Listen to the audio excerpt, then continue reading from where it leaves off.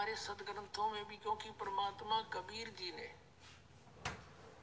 सतयुग में सबसे प्रथम आते हैं, सतयुग में उस सतयुग के अंदर आके ब्रह्मा को मिले, ब्रह्मा जी से भी ज्ञान सुनाया। ब्रह्मा जी ने बहुत अच्छी तरह ज्ञान को समझा, प्रथम मंत्र भी ग्रहण किया, उनको केवल एक मंत्र दिया, ओम मंत्र, क्योंकि वेद पढ़ा करता दूसरा वो सुने नहीं। और फिर ने सोचा था परमात्मा ने, ये थोड़ी बहुत मेरी बात को सुनावेंगे तो फिर सतनाम दूंगा इनको, फिर ये ले चलूंगा सब उल्टा। और फिर ये शिव जी के पास गए, शिव को परमात्मा ने मंत्र दिया, उसको ज्ञान सुना उन्होंने।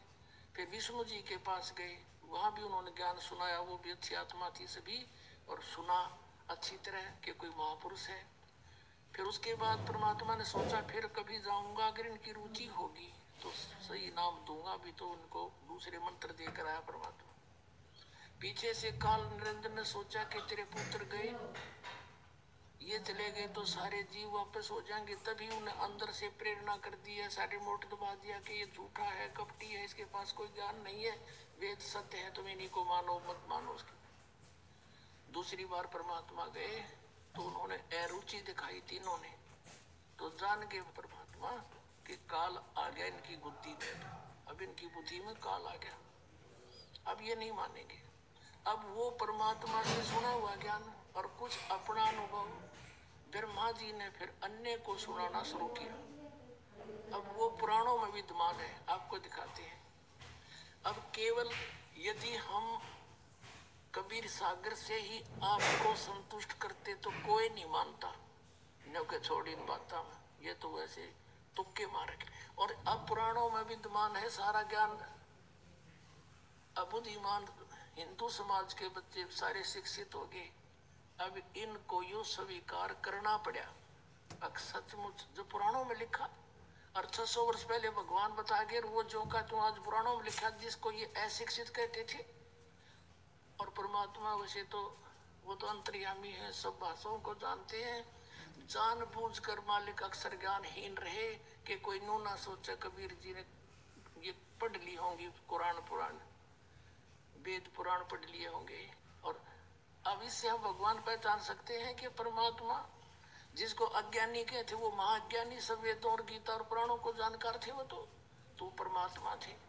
और ये संस्कृत के ज्ञाता महामंडलेश्वर विद्वान को वहां थे, न कख भी ना पता हमारे सिलेबस का, हमारे सदग्रंथों का पता नहीं। अब आपको दिखाते हैं, सबसे पहले देवी भागवत दिखाते हैं। अब देखिएगा, श्रीमद देवी भागवत यानी देवी पुराण, गीता प्रेस गोरखपुर से प्रकाशित है। ये संपादक है हनुमान प्रसाद पोदार, चिमनलाल गोस्वामी। ये कहाँ से छपे हैं? प्रकाशक एवं मुद्रक है गीता प्रेस गोरखपुर, गोविंद भवन कार्यालय कोलकाता का संस्थान, ये यहाँ से छपा है। 123 पृष्ठ पे ये तीसरा स्कंद। यहाँ पर भगवान विष्णु अपनी माता दुर्गा की महिमा स्तुति कर रहे हैं, तुम शुद्ध स्वरूपा हो, ये सारा संसार तुम्हीं से उद्भासित हो रहा है, मैं ब्रह्मा और शंकर हम सभी तुम्हारी कृपा से विद्यमान है। हमारा आविर्भाव जन्म, आविर्भाव माने जन्म, तिरोभाव माने मृत्यु हुआ करता है, केवल तुम ही नित्य हो, जगत जननी हो, प्रकृति और सनातनी देवी हो। प्रकृति दुर्गा को कहते हैं, ये स्पष्ट लिखा है। भगवान शंकर बोले, देवी यदि महाभाग विष्णु तुम्हीं से प्रकट हुए हैं, उनके बाद उत्पन्न होने वाले ब्रह्मा भी तुम्हारी बालक हुए, फिर तमोगुणी लीला करने वाला शंकर, क्या मैं तुम्हारी संतान नहीं हुआ? अर्थात मुझे भी उत्पन्न करने वाली तुम ही हो शिवे, संपूर्ण संसार की सृष्टि करने में तुम बड़ी चतुर हो। इस संसार की सृष्टि, स्थिति और संहार में तुम्हारे गुण सदा समर्थ हैं। उन्हीं तीनों गुणों से उत्पन्न हम ब्रह्मा विष्णु एवं शंकर नियमानुसार कार्य में तत्पर रहते हैं। अब आप जी ने ये पवित्र श्री देवी भागवत देखा,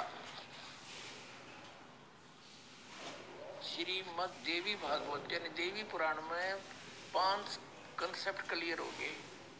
ब्रह्मा विष्णु महेश की जन्म मृत्यु होती है, ये अविनाशी नहीं है, इनकी माता दुर्गा है, दुर्गा को प्रकृति भी कहते हैं। तीन तो ये हो गए। चौथा ये है कि रजगुण ब्रह्मा, सतगुण विष्णु, तमगुण शिव जी हैं। और पांचवा ये हो गया कि ये ब्रह्मा विष्णु महेश केवल वर्क डन ही दे सकते हैं, ये किसी का संकट निवारण नहीं कर सकते। जैसा जिसका कर्म है वैसा ही देंगे, पुण्य भी पाप भी। केवल परम अक्षर ब्रह्म सतपुरुष कबीर साहब वो परमात्मा है जो हमारे भाग्य के लेखों को बदल सकते हैं, बुरों को। अब देखो, यदि कबीर सागर को अकेले को पढ़ा कर आपको सुनाता तो कोई विश्वास नहीं लाता। अब आपके समक्ष जो 600 वर्ष पहले भगवान बोल कर गए थे वो वचन, आज सदग्रंथों ने उनको सेकंड किया, समर्थन दिया।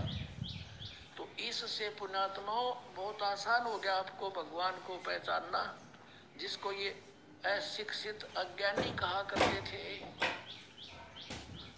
और इस संस्कृत भाषा के जानने वालों को हमारे पूर्वज बड़े विद्वान महापुरुष महर्षि बड़े पहुंचे हुए मानते थे। न कख नहीं पता था, सदग्रंथों को भी नहीं परिचित थे ये।